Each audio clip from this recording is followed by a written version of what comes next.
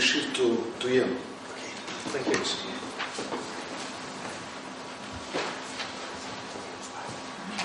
Thank you, Arjun. The methods are, as Arjun said, very much the same around the world. It's interesting to think about how cultural differences have led to the methods we're using right now. And one thing that I think is quite striking is that Delphi methods developed in Japan. And they developed in Japan because if groups of Japanese people were together in a meeting, they would all agree with the senior person. Delphi was a way in which they could be anonymous and they could express their disagreements if they wanted to. But the method then proved to have lots of other usefulness and attractiveness, which has made it successful in other parts of the world. Okay, I was going to present some material that I thought might be of interest to people here that's based upon a recent study we undertook. And we were examining something that is closely related to technology, but not only to technology, which is questions of change in employment and skills. And in the course of a study we undertook for a body of the European Union, we examined a number of major features, a number of major studies of employment and skill development. And what I thought I would do would be to talk briefly around some of the different sorts of techniques and approaches that have been used here, and illustrate some of the results and talk about some of the advantages and disadvantages of these different approaches. And at the same time, also talk about some of the different subjects that you could focus on when looking at these developments, because different approaches can let you look at different features of this issue. So, the classic approach to understanding employment trends and trends in occupational structures is modelling. And around the country, statistical offices in most large and most advanced countries have a long background of using modelling approaches to look at demographic change, look at economic change, how the two of them come together when it comes to looking at how different parts of the population are employed in different areas of industry and in different jobs. Typically what you see is a combination of different models that have been developed for different purposes. Straightforward economic models to examine growth rates, input-output models to look at changing structure of different parts of the economy, industry by occupation models to look at the relationship between industrial structure and occupational structure. So one combines these different sorts of models together in this approach. Sometimes in a very systematic, computer-based way, sometimes by more rudimentary manual analysis. A typical issue with these approaches is that while we may have reasonably well-developed models of the sectors of our economy, we may have 100 sectors of our economy, we may have 500 sectors of our economy in some countries. We have quite a lot of detail on occupation, but these models of occupation typically restrict us to a relatively small number of occupational groups. And information on skills is proved very difficult to process in these sorts of models, because skills are very complex things. And typically what we use is some very simple indicators of skills, like the number of years of education somebody's had, or the highest level of education they have attained. So very frequently you see results expressed in terms of high skill, medium skill, low skill, which is more or less universities, secondary schools, not secondary school, and not secondary school education, which is quite limited as a way of thinking about skills. But still, these sorts of approaches are rather useful for giving us the baseline figures for trends in employment, trends in occupation, trends in demand for these very aggregate sorts of skills. The problem is that they're not actually all that good in dealing with structural change in the economy, change which isn't simply a matter of slow shift from one sector to another sector being dominant. They're not necessarily all that good in talking about technological change in the economy, or perhaps some sorts of organisational change. So though I will be focusing quite a lot on technology here, it's also important to bear in mind that organisations have also undergone a lot of restructuring with the outsourcing of activities, for example, to third countries, or even to other companies, or even to companies in other parts of the world. That trend change has been rather important for some sectors of the economy, some jobs. Well, an example of this sort of work in Europe is the work undertaken by CEDIFOP, which is the European Union's Training and Skills Agency. It used to be based in Berlin, now it's based in Thessalonica in Greece. And this particular report is a report produced in 2008 for Future Skill Needs in Europe. This is the synthesis report. There's a lot of background material. CEDIFOP is continuing to do work on this. Rob Wilson of Warwick University was a particularly significant contributor to this work, and he's actually done a lot more detailed sorts of analysis within the UK in terms of skill forecasting in the UK. The first thing to say about this is that it doesn't really deal much with technological change. You can read technological change into it, but it's generally assuming that the future patterns of development are going to correspond to the past patterns of development, and you don't need to think about specific technologies in this. CEDIFOP has actually organised conferences, commissioned studies dealing with particular technologies, what were the impacts of nanotechnology, for example.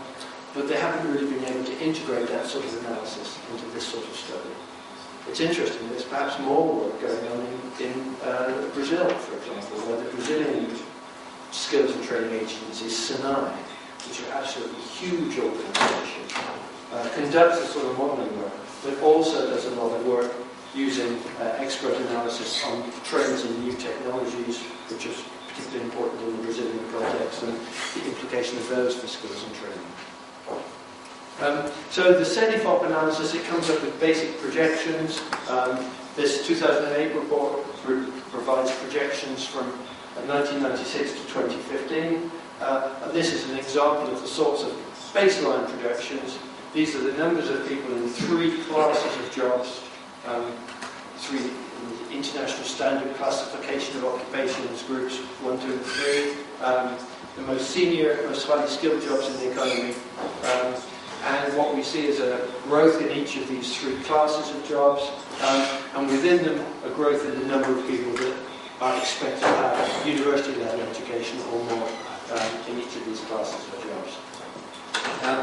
And in fact, they forecast that over this 10-year period there would be an increase of employment of, 20-year period, there would be an increase of employment of 13 million new jobs. 12 million of those new jobs will be in these top 3 categories of employment. But CEDIFOP didn't just analyse one scenario, it analysed 3 scenarios. Now the difference between these scenarios is very largely a matter of assumptions about how rapid economic growth is.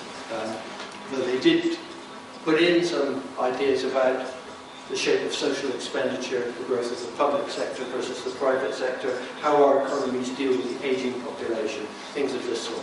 These represent fairly minor adjustments of the general pictures of the market, being driven by assumed different rates of economic growth. And so we have 3 scenarios, and the 3 scenarios differ a little bit, and these are examples of this, again, the sorts of output that come out of the CEDIFOP study. They project different sorts of occupational structures in the future, which occupations are growing, which ones are falling. So we see that the jobs that are really growing are those top jobs, the managers' jobs, the professional jobs, the technicians and associate jobs. A lot of other jobs are declining, although there's an increase in elementary jobs, in very, very basic jobs, rudimentary jobs in some parts of the economy. Often in service sectors. We have an interesting sort of polarization going on. More top-level jobs, more bottom-level jobs. Disappearance of some of the middle jobs. Here's an interesting thing, a decline in the number of clerks, that's secretaries, to you and me. Information technology has generally been associated with the growth of employment. But some categories of employment have been very badly hit by that, and in particular, you see this category of clerks. People doing very routine information processing have been displaced. And then we see they also project different patterns of growth in qualifications. So essentially, very rapid growth in the number of people in the workforce expected to have a university level qualification, and fairly rapid decline in the people in the workforce anticipated to have the lowest level qualifications and a basic school education. So this is the sort of analysis that can come out of these models and provides quite a useful baseline for thinking about things, but this doesn't really tell you very much about particular sorts of skills or really particular sorts of occupations. We just know that it's more university education, more white-collar office-type occupation. So when we think about qualitative change, we might need to use other sorts of approaches. Because the jobs that are growing may not be the same as the jobs that we already have. So among these professions, these jobs that are growing up, well, there's rather a lot of people that are working with new information technology. Depending upon how you define it, you might say there are 2 million people, you might say there are 3 or 4 million people in the European Union whose job is producing information technology, hardware or software. You don't see that from these sorts of figures, where you just see that there are people in professional, managerial and technician jobs. You don't see that they're actually doing something very different from what the professionals, managers and technicians were doing 30 or 40 years ago. They're quite new sorts of occupations. So if we're looking into the future, if we're thinking about implications of new technologies like nanotechnology, we might need to use some other approaches which can let us deal with changing content of jobs. And there are a number of approaches that have been used here. One of the best established approach from a standard national statistical agency is monitoring change. And if you monitor change, if you see what new jobs are appearing and count the number of people in those new jobs, then obviously that gives you something of a basis for extrapolation. But it will only give you a basis for extrapolation if those jobs are already present in substantial enough numbers for you to be able to monitor them. So in the United States, the Bureau of Labor Statistics monitors new jobs. The ONET system is a fantastic information system they have for recording the jobs in the economy and describing the skill composition of these different jobs. It's a very, very interesting source of information and intelligence about the nature of jobs. And they do try to capture new jobs and emerging jobs, and this is their definition of what constitutes new jobs and emerging jobs. They also talk about how jobs are evolving, whether the skill content of existing jobs is changing, but I won't discuss that right now. So, new jobs, they're doing new work. They're not doing work that's in existing occupations. They're typically growing rapidly. They're typically involving new technology or reflecting changes in society or changes in the law and things like this. They typically involve new educational processes, new professional criteria. There was a report a couple of years back by Olivia Crosby, which dealt very, very simply with this. It's called New and Emerging Occupations, as the cover of it. She describes what sorts of new occupations have been captured in the work conducted by the Bureau of Labor Statistics in the past few years. And, whoops, let's go, see if we can get there. She describes two sorts of approaches. One sort of approach is from asking employers, when employers are filling in information about the staff that they employ and what jobs they're doing. After they've classified everyone in the conventional categories, they're asked to say, are there any new categories, which are particularly important where jobs are growing. And the statisticians look at what people are telling them, and if they think they're getting a signal through about a new sort of occupation emerging, they try to capture that and record it. So there were a number of signals coming through from the 1990s that, for example, firms were beginning to appoint people to help their staff with mental family members. Probably this is a reflection of the ageing population in the United States, for example. New roles in quality control and quality assurance. Coordinating volunteers that are engaged in the work of the business or maybe the work of a public sector organisation that's working with members of the public who are volunteering work for them.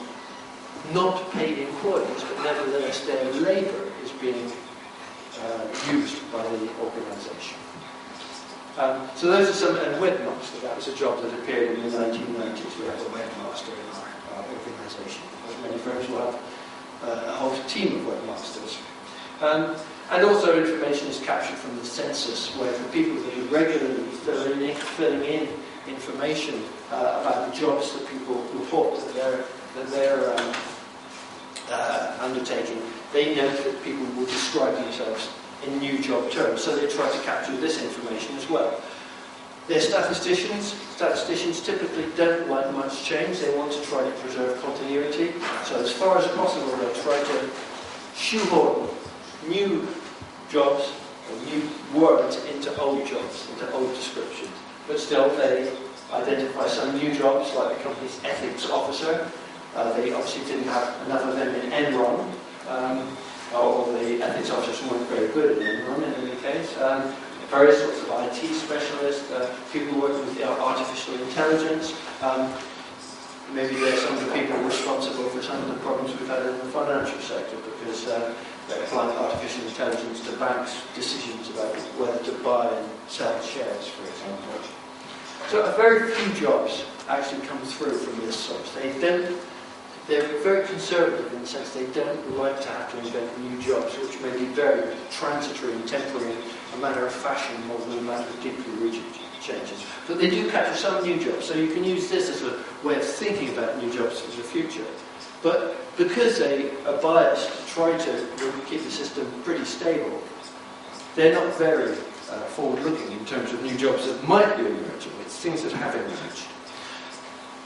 And there's been a lot, over the years, there's been a lot of sort of more speculative work about new jobs that might emerge. But generally that's a matter of what we call genius forecasting, which is somebody that's very smart, or that thinks they're very smart, sitting down and writing their ideas about what the future's going to yield. We saw one very interesting study a couple of years ago conducted in Finland by Tony Alquist, who, and a lot of people have not found this study because its title is called Keys to Future, and Keys to Future could be about anything to do with the future, of course. You have to look at the subtitle to know that it's even about human qualifications. But it's one of the most interesting studies I've seen about the possible development of new jobs and new skills. And what Alquist did was to do a survey of what the major trends were in a number of new technologies, so this is related to technologies, try to see what the impact of those trends could be on existing jobs, and then try to see what sort of new jobs might emerge in connection with this. And the results are quite complicated, because there's a lot of work, a lot of information generated in the course of this study. And it's a sort of Delphi where questions were asked of the same group of people, but they were different questions being asked. So they began with the major technologies, the usual culprits of technologies, information technology, biotechnology, nanotechnology, and then surveys of the impacts and the new jobs associated with them.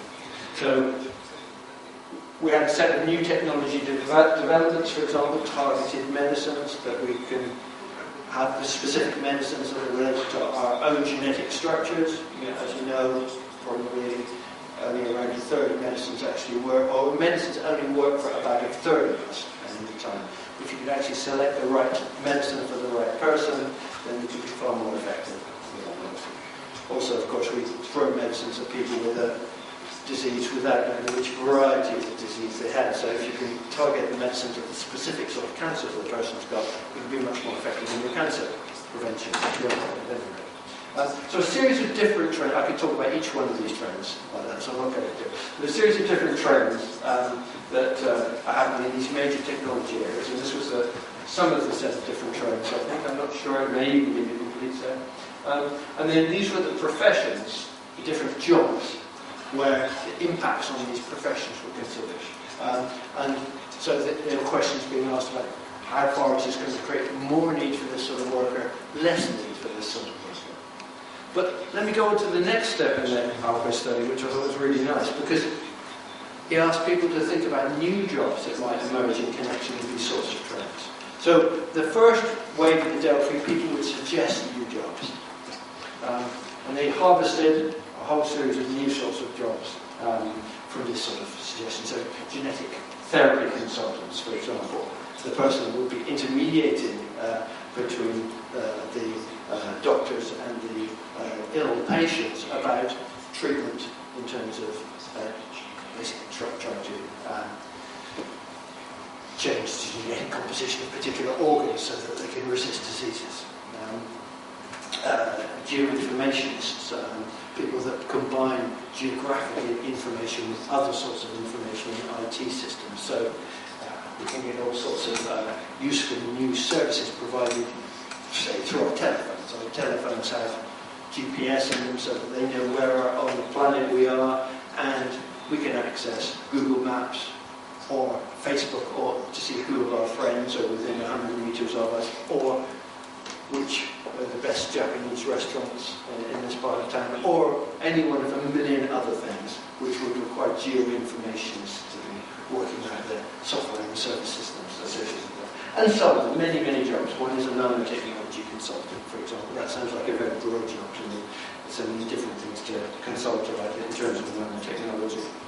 And the Albert study, having collected this list of new professions, asked people to say which of the new professions were plausible. In fact, most of them were thought to be plausible. The majority of people that Albert surveyed considered that all of these jobs were plausible. Some people thought they wouldn't happen. Some people thought you wouldn't have people designing artificial organs, for example, designing either biological artificial organs or mechanical artificial organs that go into the human heart. Human body, sorry, I'm saying heart because I'm thinking of the possibility of manufacturing a human heart, growing the heart out of your own stem cells in a nanotechnology lattice, and then popping it in place of an ill heart that's already in the body. The sort of thing. You can already grow a human bladder. A heart is a lot more complicated thing to grow, but I would have thought we will see someone with a job like artificial organ design in the future myself. Anyway, all of the jobs were thought to, by a majority of people, to be rather plausible. There were 10% of dissidents that didn't agree with many of them, for example. Alquist also got to say, well, when do you think this will become a recognised profession? When do you think this job title will be one that's well understood? Maybe it's got a professional organisation associated with a training system. So some of them were very fast. The web gardener, the person that helps in your organisation for the internet and finding information that's most relevant to you, the virtual doctor who supplies you with medical services on an online basis, for example, and my friend, the geoinformationist. These were some of the ones that were going to be realised very fast, whereas some of the others, our poor artificial organ designer, for example, was thought to be much further into the future in terms of how they design. The question that was being asked was, how likely is this to be realised in the next 10 years? And there was more information. It's a very interesting study. Lots more information was collected in this study about new professions. Now, in the study we did ourselves, we used a number of approaches, and one approach was scenario work. And when we were doing our background review for our study, as well as looking at the CEDEFOP and the Alquist studies, we looked to see what other scenario studies there were to do with employment, skill, professional changes. Scenario work can be done in lots of ways. It can be done through workshops, which is what we did ourselves. It can be done through desk work, that is, bright people can sit at a desk and think about alternative scenarios on the basis of the material they reviewed, case studies they've undertaken, and so on.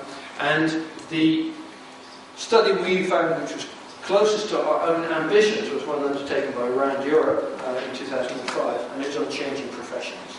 And they conducted this by a mixture of desk work and by doing some case studies of the nature of professional composition in a number of industries. I think they looked at 4 or 5 different industries.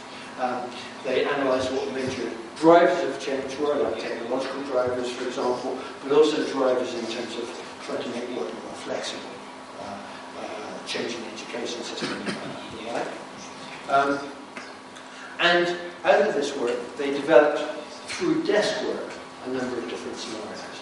And then for each of their scenarios, they discuss what might this mean in terms of the nature of professions into the future. And they've developed 4 scenarios, way that will be fairly familiar to you. If you've done scenario work, the 2x2 matrix, we look at 2 important directions of change where we're very uncertain about the way in which change will operate. And for them, it's whether organisations move towards being more decentralised or more centralised, and whether the information systems and the other technologies that professionals are using become more user-friendly or more complexified, more requiring highly specialised skills to be able to make use of these systems. Which I think is a very nice and quite a compelling approach. Then they, on the basis of their case study work, when they've been able to see how professions were changing in different sectors, they produced qualitative descriptions of what they thought these different scenarios might look like. And these are some of the sort of words that they're using here, and this very much reflects the sorts of issues that are being expressed by the 4 scenarios. So on the left-hand side here, we're seeing very much a matter of rules governing professional work, but rules that are enforced in very different ways according to whether you're in a centralised or in a decentralised sort of working environment. Whereas in this, the scenarios on the right, we're seeing very much more emphasis on being able to master very complex technologies and deploy technical skills for that sort of thing. So a lot of need for specialist intelligence and that sort of thing on the part of the professionals. Well, this study was conducted by desk work, and it's very highly qualitative. And in a study we were doing a year or so ago for the European Commission, for one of its joint research centres, we were asked to look at the futures for knowledge-intensive service activities. And I was rather happy with this because one of my areas of research is knowledge-intensive services, and knowledge-intensive business services in particular. And in this study we did a number of things. By one of our colleagues from the Netherlands did a study of trends and innovation in these different activities and what the implications of innovation was for jobs in the different organisations. Some colleagues elsewhere in the Netherlands at Merit did some modelling work, not modelling what trends would be in these occupations, but modelling what the impact would be of skill shortages in these occupations. And we did some Delphi work, which Raphael Popper was very instrumental in implementing, and ran scenario workshops where we explored these things. So I'll just talk very, very briefly, I think I'm probably talking too long, through some of the main aspects of this study. So first of all, what were we looking at? Knowledge-intensive service activities. That's a term that was introduced in some OECD studies a few years ago. And it means, well, it reflects the fact that service work is carried out across the economy. In a manufacturing organisation, there are people who are employed as service workers, who are doing transport, for example, who are doing sales, who are doing after-sales service, who are doing research and development, which is not a production activity, it's a service activity within a manufacturing organisation. There are service workers throughout the whole economy. And the OECD was concerned to look at the trends in services across the whole economy, and this was picked up by the European Commission. But how do we define these activities? Well, for the purposes of this study, we decided to work on the basis of trying to find jobs, activities, which correspond to knowledge-intensive business services, that is, services conducted for businesses in the economy. So we began with the definition of these services that I came up with in the 1990s, in the middle of the 1990s, when we first began looking at them. And in terms of thinking about what specific jobs do these things, what jobs use knowledge and provide knowledge for business activities, business processes, we looked for jobs that were roughly similar to the different categories of activity that we classify conventionally as knowledge-intensive services in the economy. So this is from the NACE system, the standard industrial classification. And these are the sectors we regard as the knowledge-intensive business services. These are sectors of the economies which have outstanding numbers of graduates employed in them, by the way. Maybe half of the workforce, in some cases more, is going to be people without university education. So it's computer services, research services, design services, architecture, engineering, law, accountancy, market research, opinion polling, things of this sort. A whole range of things. It's actually not everything that I would regard as knowledge-intensive service activity. There are some things which, in our industrial classification, get hidden away in other places. So some telecommunications, some financial services, a lot of things in the creative industries, which actually have a lot of business applications, are put in other services not elsewhere classified. So video-related activities, broadcasting-related activities, graphics design, a lot of things like that, which are done a lot of the time for business, not all done as consumer services, don't be classified in this framework. Never mind, that was a starting point anyway. We needed to be able to clarify to the people that were working in the study just what our focus of attention was. So it's going to be on jobs that correspond to these sorts of occupations, these sorts of activities. So computer professionals, so research workers, so advertising professionals, architects, accountants, market research professionals, and the like. And of course these relate rather closely to the CEDIFOP professions. And this is the industrial distribution of the different, these different top three CEDIFOP occupations within the different sectors of the economy. So we see the service sectors, not surprisingly, the service sectors have a lot of knowledge-intensive service workers, but so do other sectors of the economy, including manufacturing. And here, around 30% of manufacturing employees in Europe, this is Europe 25, are knowledge-intensive service workers by this definition. And we try to assess the skill issues in these sectors using, in this case, ideas from ONET from the United States. In the United States, I mentioned that ONET has gone quite a long way towards a consistent way of describing the skills required in particular jobs.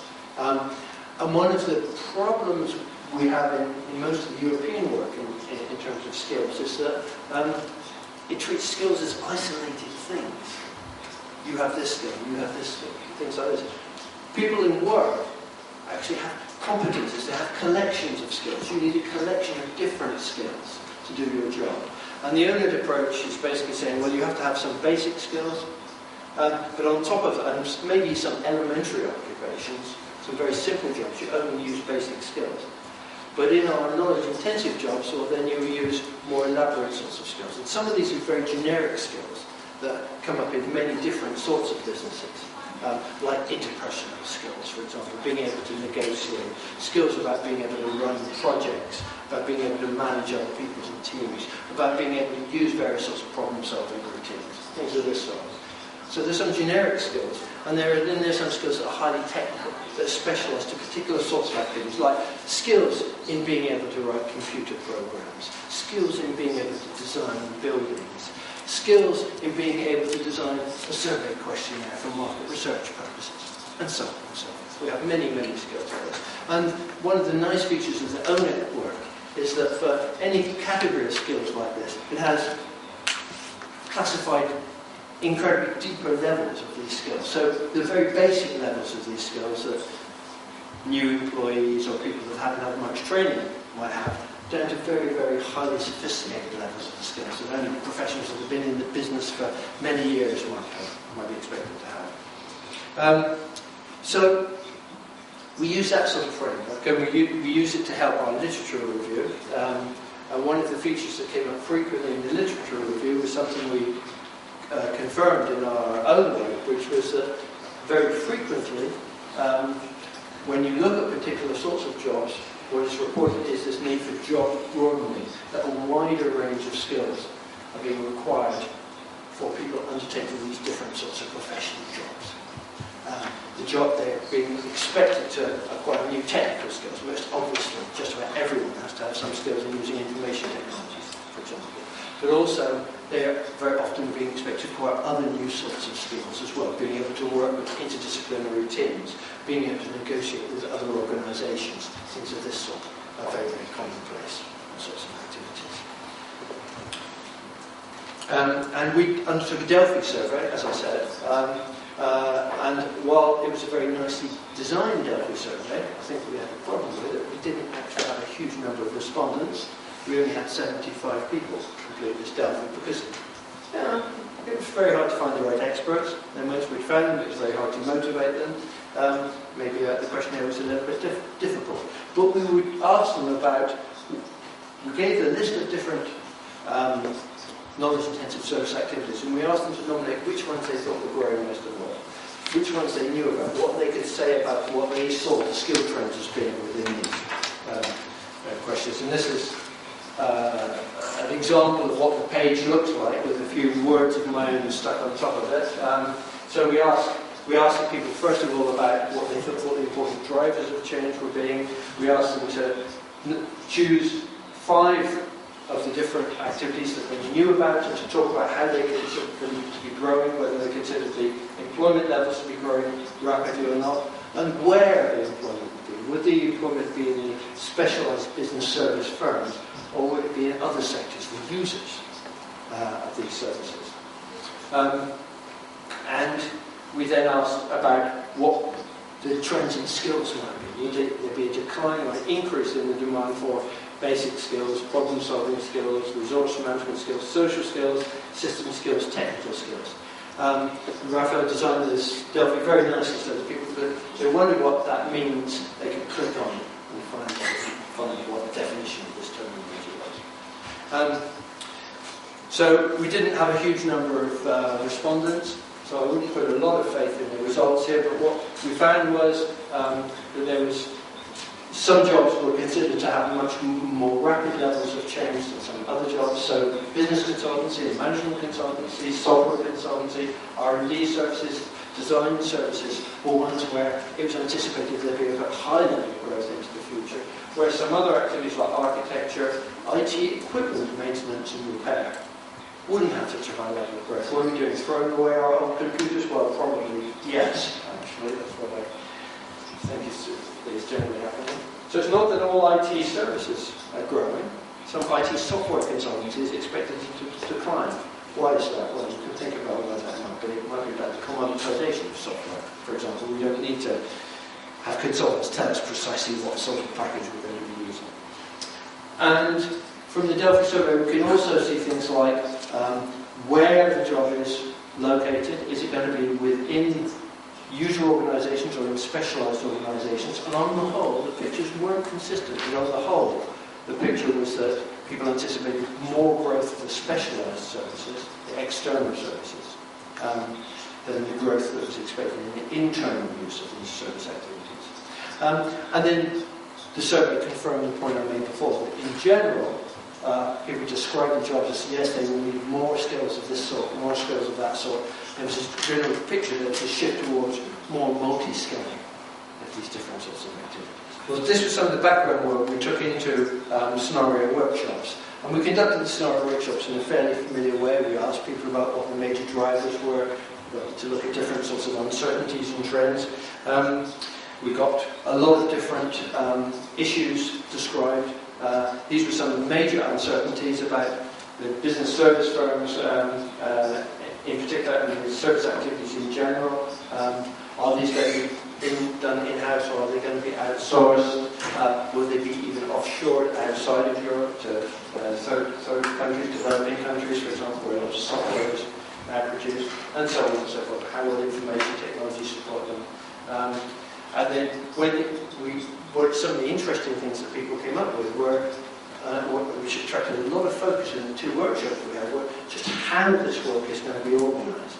And are people going to be working together on a long-term basis in the same sorts of teams, or are they going to come together on a much more ad hoc basis to deal with particular projects and particular problems that organisations confront? are they going to work within organisations as employees of large organisations, or are they going to come together as more sort of virtual organisations, freelancers, or members of a lot of small businesses that come together to combine into a temporary joint venture or alliance to undertake a particular job. And on the basis of this analysis, this is the driver analysis, things that we thought would be important for influencing the patterns of development. Public policy was number one, which was rather a surprise to me. We identified a number of major issues which were uncertain about the ways in which these knowledge-intensive service activities might evolve into the future. And out of the top 4 of these uncertainties, we developed scenarios. And initially we thought we were developing 4 scenarios. But as discussions moved on in the workshops, it was apparent we were really discussing 3 scenarios. Because common to all of the scenarios was that people anticipated that there would be a great deal of development of new information technologies to support these knowledge-intensive service activities. The general view was that if you think we've seen the information technology revolution, you've got another thing coming. The information technology revolution is still in its early phases. You will see a great deal more sophisticated application of new technologies into the future. So the 3 different scenarios that developed were really representing 3 different ways in which the service activity work might be organised. Whether it's happening on a sort of bottom-up basis, through groups of service workers, professionals themselves, coming together around projects, forming virtual organisations. Whether it's very much based around industrial clusters, in particular regional locations, and here we would see things like city-level governments or regional governments playing a big role in aligning and mobilising the service workers around common projects. Perhaps a big role for public procurement here. Or is it more based around big organisations, workers, or independent groups? So these 3 different paths of development were the ones which were elaborated in our scenario analysis. And then for each of these 3, that's just more description of the 3. I'll leave the PowerPoints behind. But the report is available, so anybody who wants to see the report, very welcome to have that as well. For each, we discussed what the common issues of skills were across the 3 scenarios. So these were things where in every scenario, more or less, there was agreement that we would see some shift in skill patterns. And we'd spent a long time in the workshop talking about these different sorts of skill combinations. There's this notion of the T-shaped worker that's very prominent in industry right now. The idea of the T-shaped worker is you've got deep specialist knowledge of some area, but you also have wide knowledge of a lot of other areas. So you can work together in a much more rounded way. And in the course of this work, we actually considered that there are several very different sorts of models that were being talked about here. This T-shaped idea that's very popular in industry was kind of covering up several other sorts of models. And one which we thought we named for the first time in this project was the pie-shaped worker, which is a person that's got deep speciality in 2 areas. Think about information technology and about applying information technology in my particular sort of line of business, plus the broad skills in management, interacting with other people and things like that. We call that the pie-shaped worker. Well, I don't think we invented the term, because when I googled on it after our workshop, we found that there were already 4 or 5 mentions of the pie-shaped worker. And now if you Google on it, you will find many, many mentions of it. But that's by the by. We actually explored a whole range of different sorts of skill combinations, and the argument that came out very strongly from this workshop, which was tending to validate what you hear from a lot of industrial people, is that there's a demand for new sorts of skill combinations. That the emerging professional jobs are having to put together specific capabilities in new sorts of ways. And this is something which we're hoping we're going to be able to analyse more adequately using statistical data down the line. I'm not aware of any good European data here, but there is some prospect of using American data to look into this. And a colleague of ours in Manchester, Daniel Consolidate, is now working with American data to try to work out exactly what combinations of skills are being required in what jobs. And can we see trends across the jobs that have emerged in the recent history? So we saw the need for wider combinations of jobs. We saw in all of these professions demand for higher levels of technical skills for these particular professions, especially they would require information technology capability and deeper capability in their own professional areas, because the nature of a more complex society basically is calling for more specialised technical knowledge about all sorts of aspects of the society, all sorts of aspects of the multiple technologies that we're using. And I've talked for too long, so I'm not really going to dwell on this right now, but just to say we also looked at how the different sorts of skills might evolve in slightly different ways across the scenarios, because there are certain different sorts of nuances, depending upon whether you're approaching your job more or less as an isolated individual that's coming together in a virtual organisation, or as somebody that's supported in a regional cluster environment where you've got familiar people that you can be liaising with and regularly working together with, but some regions will work better than other regions, or whether you're working in this more cartelised corporate sort of environment. So we discussed the different classes of skills across the different scenarios in the workshops. So that's an example of moving towards, it's not very quantitative, we did a bit of quantitative analysis, but we're moving towards qualitative analysis in a sense, which is impossible to validate statistically right now, because we don't actually have very many good statistics, at least not for Europe, on these sorts of trends. I know there's some very interesting work going on here in Moscow about trying to get a handle on the sorts of skills that are required for new technologies. So perhaps you will leap forward well ahead of us by the time we ever get any of the results on our statistics. Okay, to wind up, there are many other aspects of working life and skills and occupations that one can study. We did a study in Manchester a few years ago with the nice name of Euphoria. In Euphoria we looked at trends in working conditions, in the quality of working life, in work-life balance, in the amount of control that people would exercise in their working lives, for example, rather than the skill content of their working life. We did another study on e-skills where the question of offshoring, moving of information technology skills to Europe was a major aspect of the analysis, for example. And so on. There are many other aspects one could be studying in this sort of work. The big challenge, a lot of the time, is actually finding the expertise, finding people who are capable of interacting with you in an informed way to help you create a good futures vision. We found in the study that I've just been describing, we found that people were finding it extremely difficult to even speculate about what the skill combinations of particular jobs were right now, let alone anticipate how they were going to change in the future. Most people, even experts in employment issues, only have knowledge of a limited number of professions. Okay, so well, basically my conclusions are we should be doing more foresight here. Foresight is a good way of making us think about trends in the present, not just long-term futures issues. It's important to confront long-term futures issues, though, because the world is changing and we need to be able to develop our training systems to be able to cope with this sort of thing.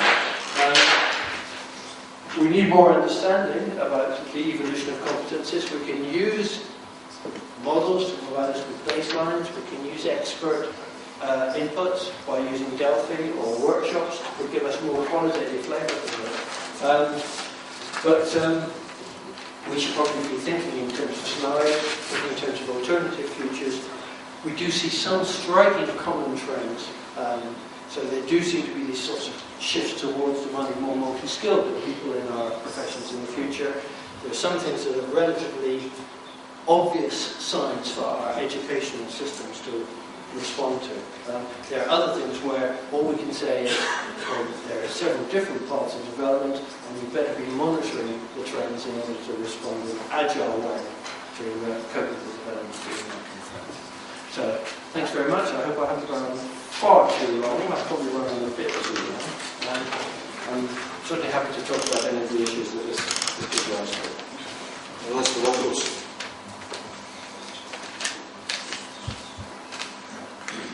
Тогда я предлагаю передать слово Рафаэлю Попперу, а затем мы можем дискуссию небольшую.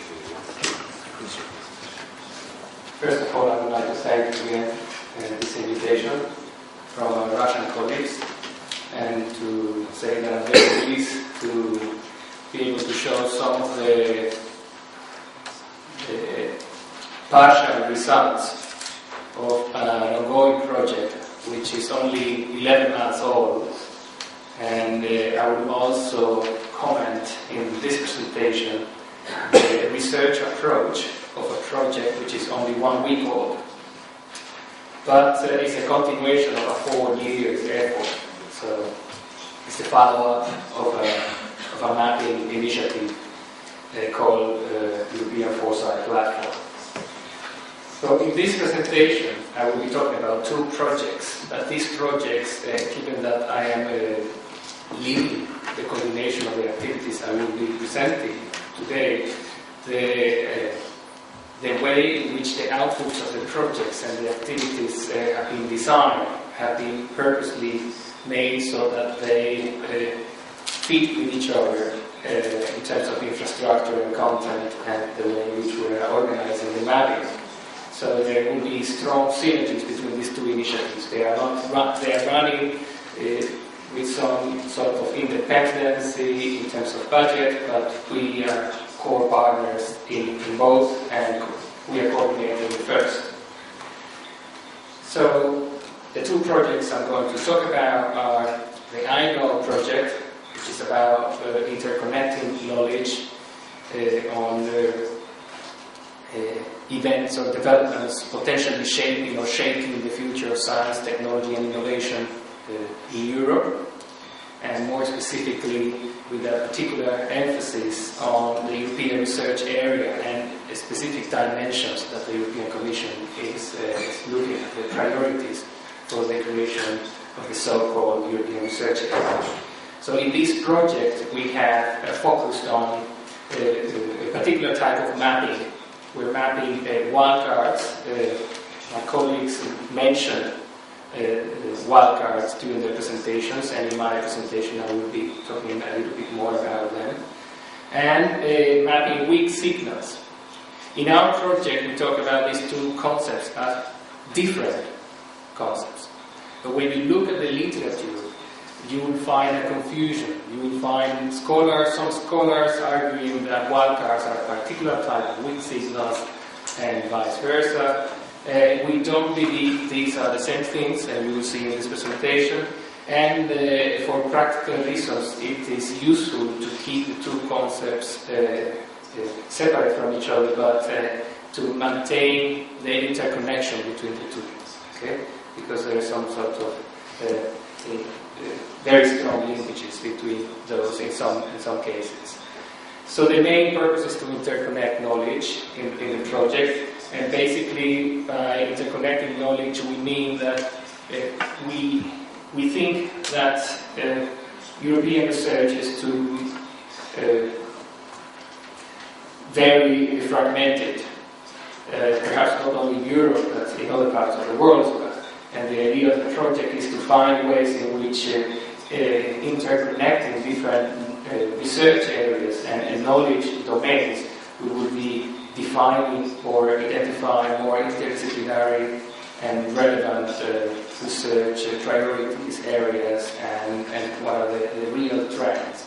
More or less what my colleague Ian Miles and Ossian were saying about systematic look into the future or systemic look into the future. So we are including this type of interconnection of different research areas in this project. The second project is the European Foresight Platform. It used to be called EFMN, European Foresight Monitoring Network. So this is an EFMN2 continuation. And here we are mapping foresight more generally. And we're mapping practices, we're mapping outputs, and we're mapping, as part of the outputs, wildcards and weak signals. And we're also mapping players, institutions, and other actors involved in Foresight as sponsors, or users of the results, or practitioners involved in the organization and execution of the Foresight project, but not only the institutions, but also the individual researchers. Okay? So let's begin with the annual project, and here the aim of the project is to elucidate and examine events and developments potentially shaping the future of science, technology, and innovation in the European research area.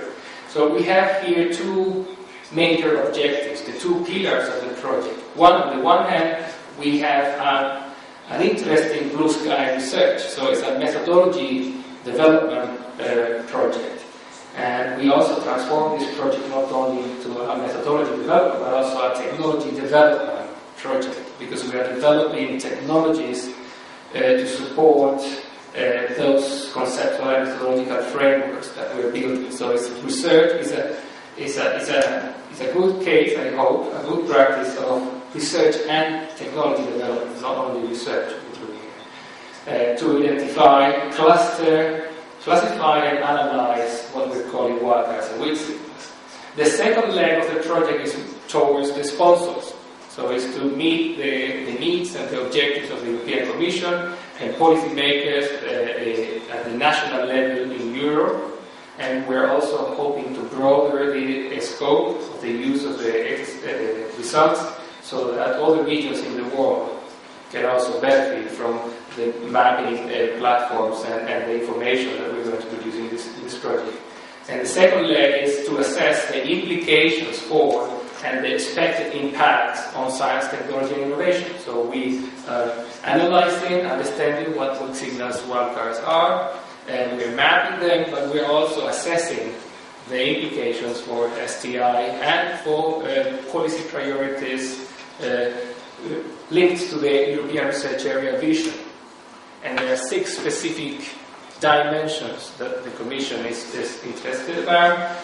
Number 1 is researchers and researchers' mobility specifically.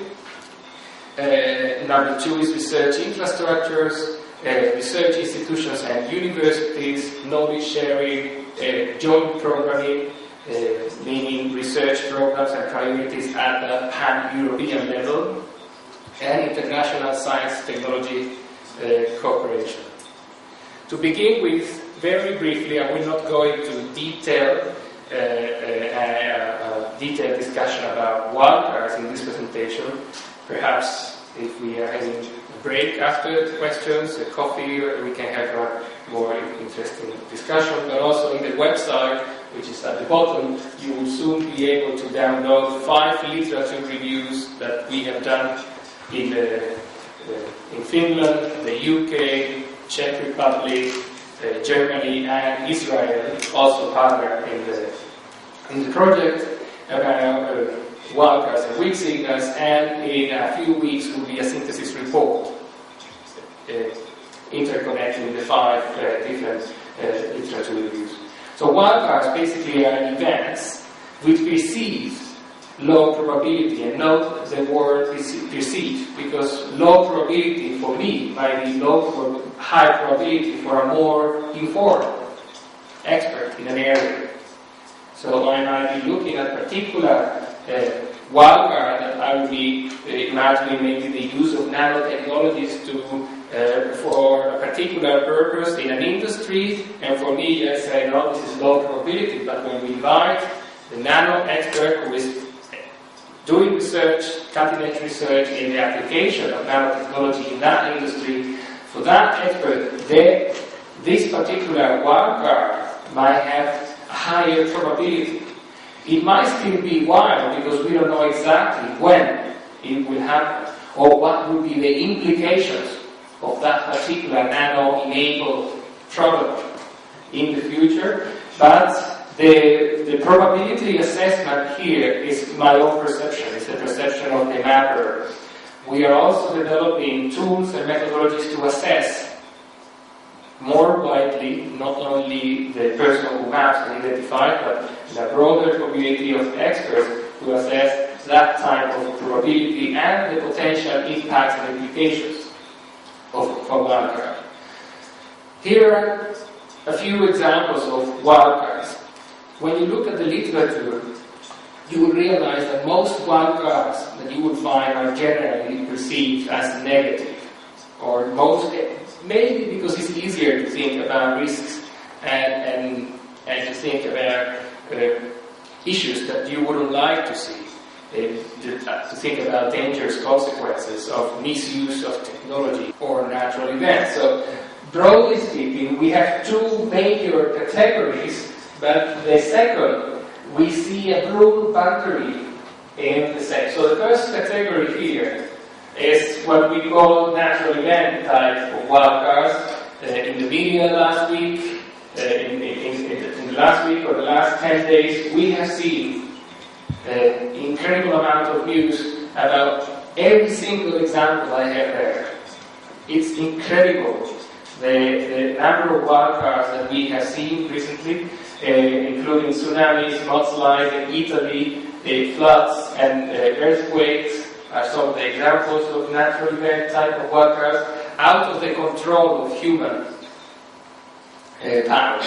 And the other type are linked to society-related wildcards, to either human planned, human and deliberate, intentional human action, which might be, for example, a terrorist attack, assaults, crime, wars, etc., or unplanned consequences of our actions, an accident, a crisis like the financial crisis, diseases.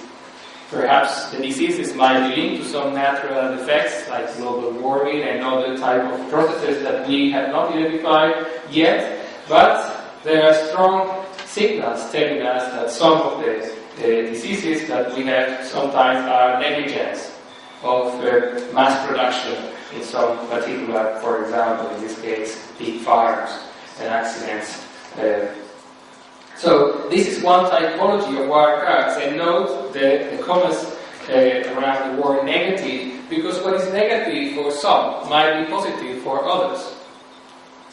So we are also thinking in the project how to assess that particular dimension. For some, perhaps the nuclear bomb represents a positive wildcard, I guess, for the ending of the war. The Second World War finished thanks to that particular event, and then that's bad for those who suffered from the attack. It's a terrible wildcard. And the invention of the bomb itself can be perceived by some who are in the arms race as a positive wildcard, because we do have the power, so now nobody will invade us or attack us. But for others, it's a negative wildcard because it represents a threat, for example. So this is one of the dimensions that we are discussing in this project, and we are mapping and having very rich discussions with colleagues on this. There is another type of wildcards which can be considered as positive, and it is hard to think about an natural event that might be positive.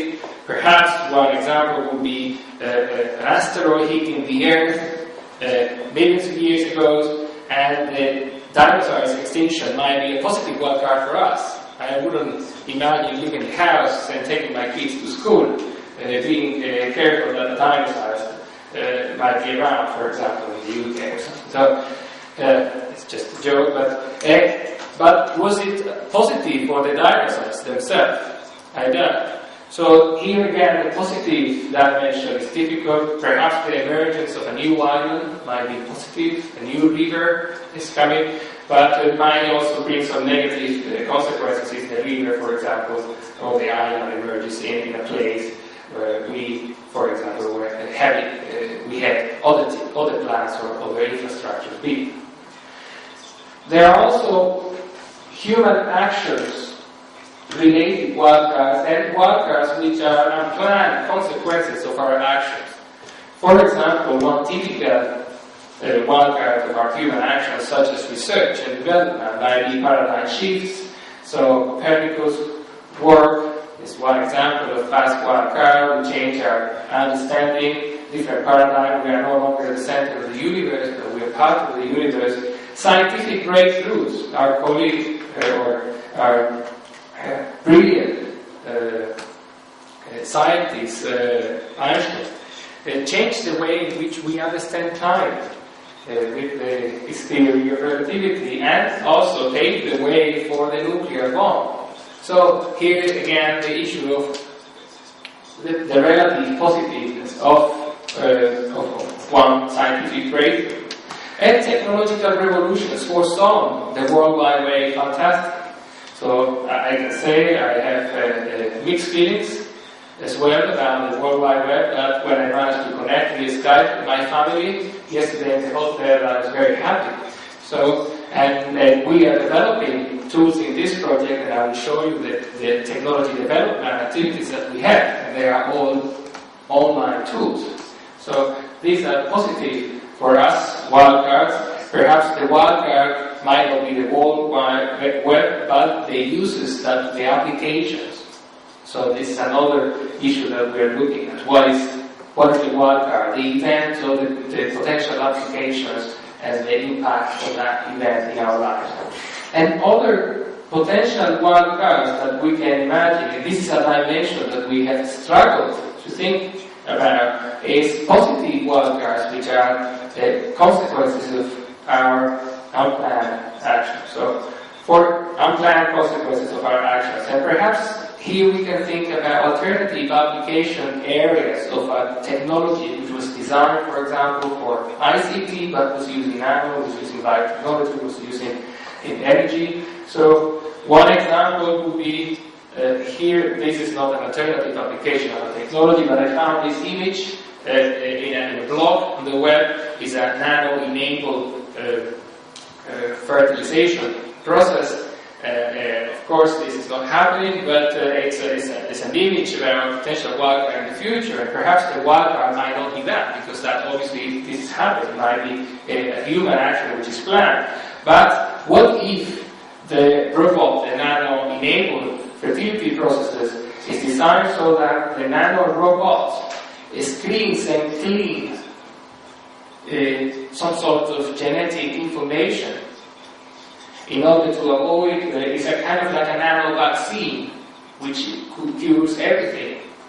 But without planning, it also screens and cleans violent genes. So we realize that the new babies are born without the evil notion. They are all happy. There's everybody is good in that society, and we live in a society where evil and violence is also removed. And many other things can perhaps emerge. Maybe we have some sort of superpowers that we don't know. We will be bulletproof or something. We will not, losing blood might not be a disease, aging, I don't know. So that could be a potential wildcard that scientists can think about. And this could again be considered positive by some, but perhaps negative by others. This can be used perhaps to select, to produce diversity. One of our colleagues in the UK used the genetically modified or the nano-enabled fertilization process as a case study to show that perhaps the world will reduce its diversity because we will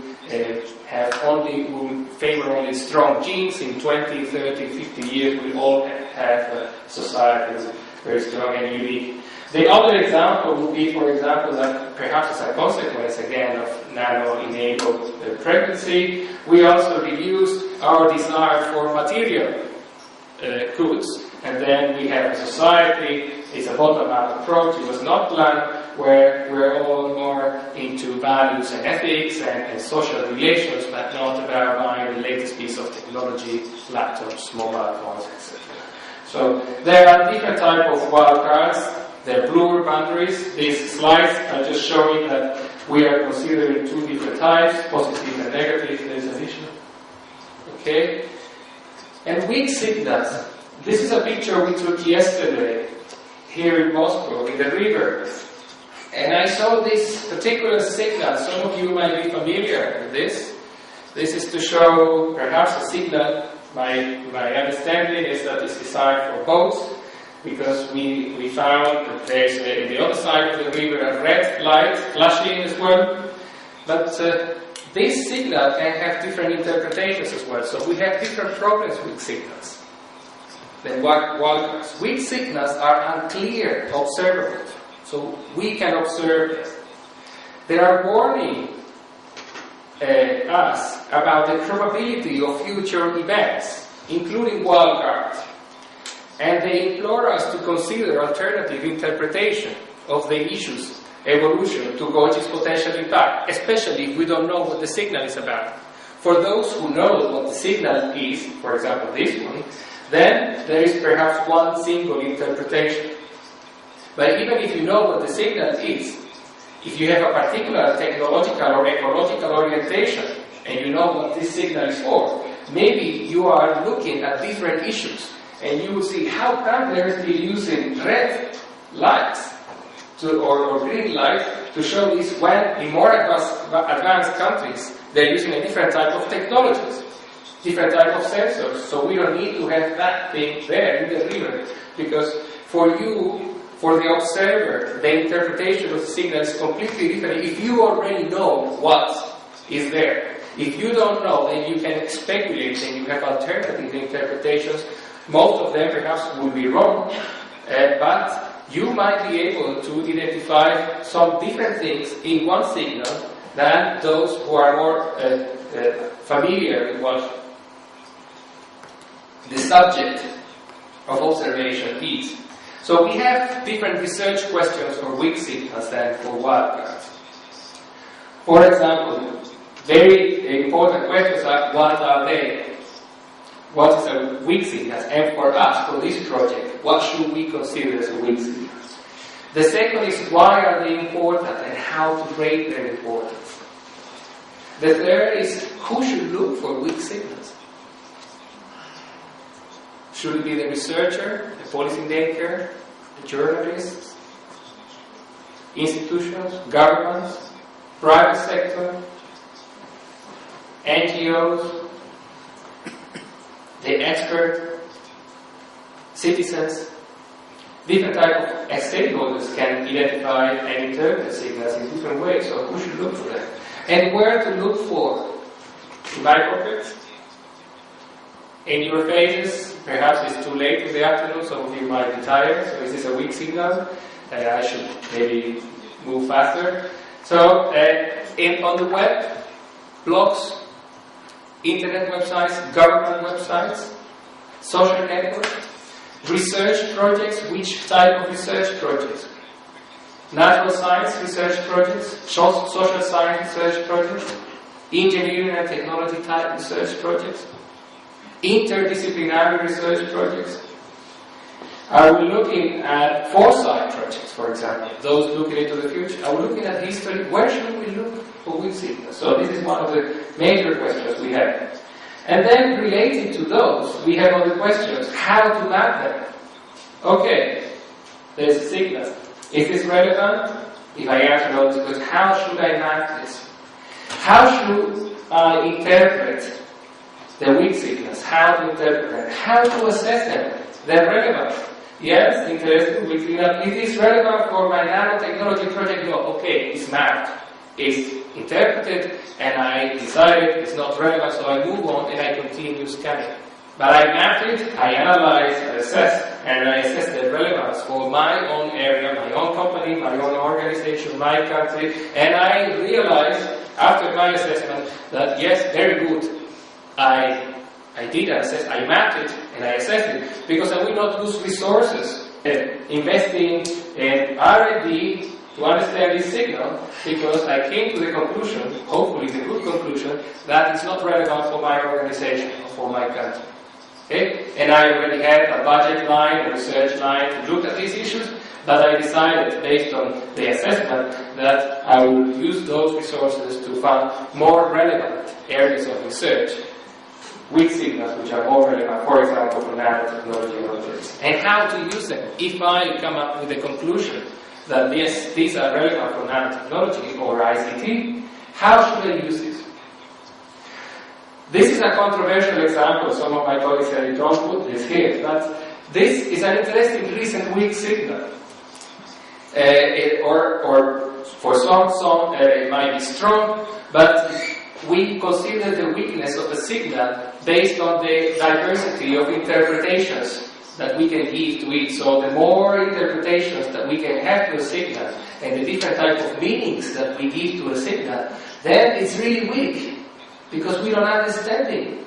We don't understand what the potential implications of the weak signal might be. And in this case, the signal of the missile systems in Poland and Czech Republic were having multiple meanings at one point and the signals could trigger actions in both sides or multiple actors involved, a wide range of actors involved in the conflict or in the potential implementation of that signal.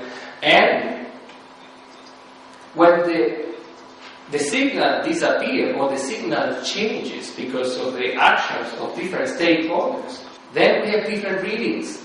Is this a new signal or is the same signal that had evolved as a consequence of multiple actors?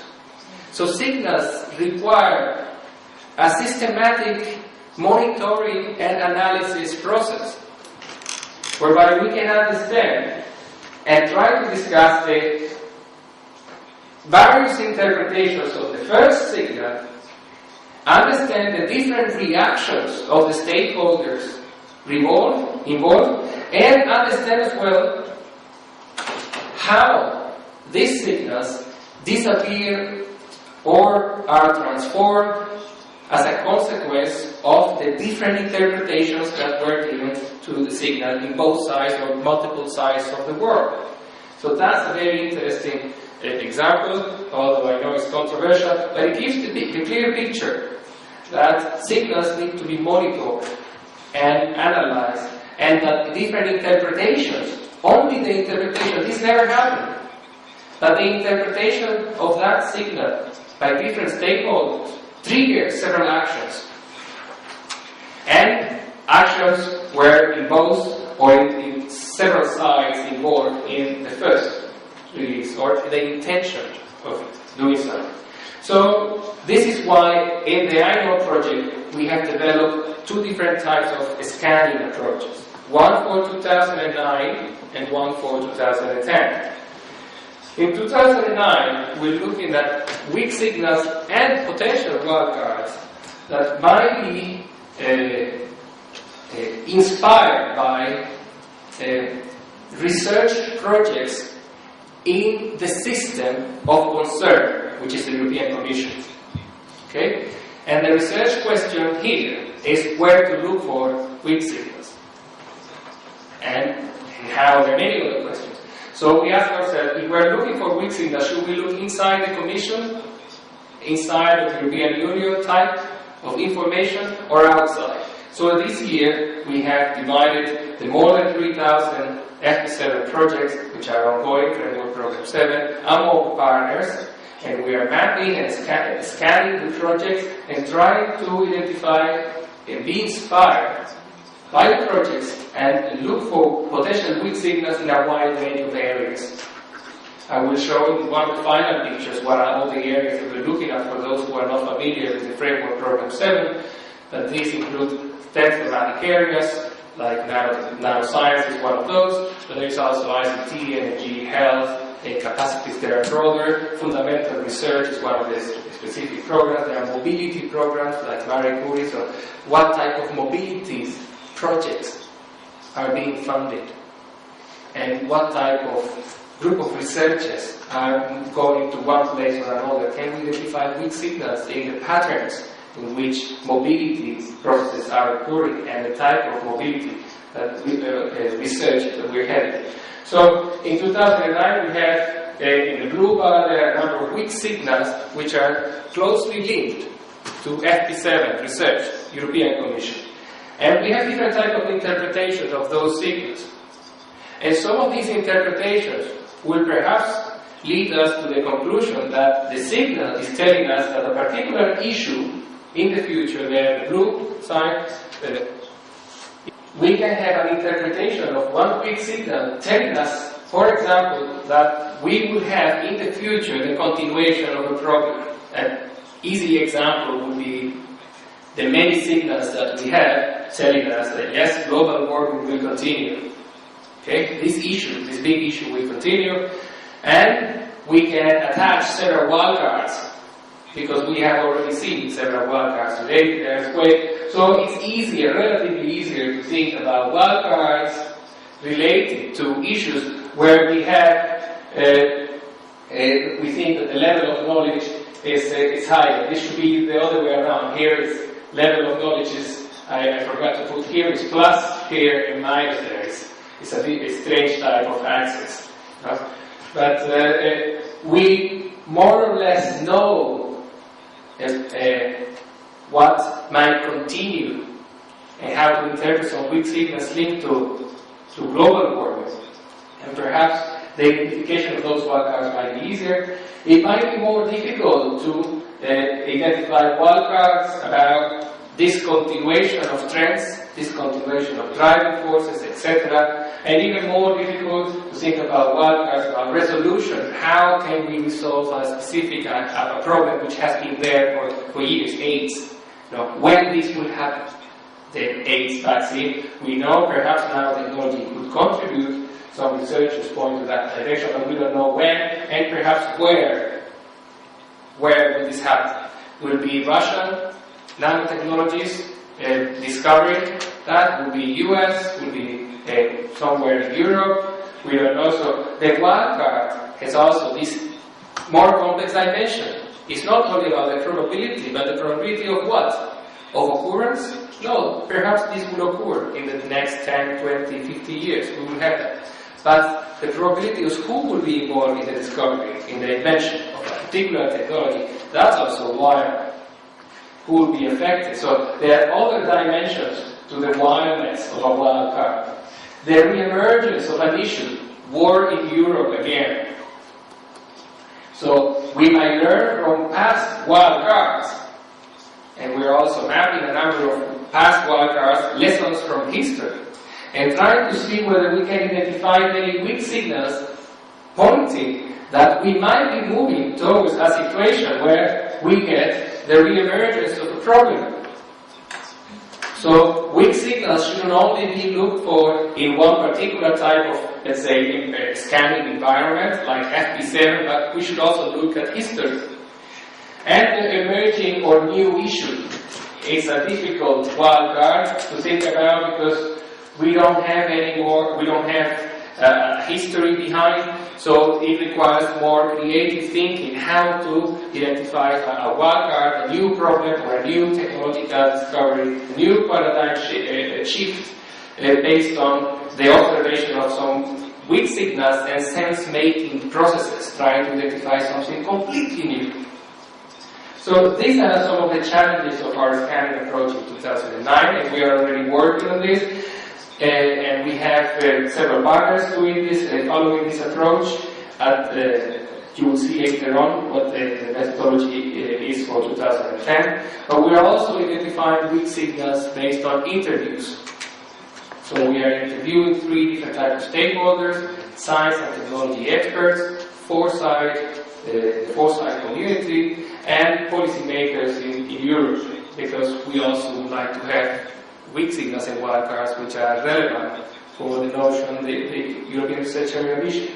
We have a scanning approach, which I will describe more in detail later, and we are preparing also bulletins, which are for the selected, the relevant weak signals and wildcards, the winning wildcards, the most interesting ones, the ones that pass the test of our assessment, will be used to produce some sort of bulletins. Policy bulletins or decision or bulletins, strategic bulletins of 4 pages with detailed description of how this weak signal, for example, a weak signal in nano, might be relevant for energy research, will be relevant for ICT research.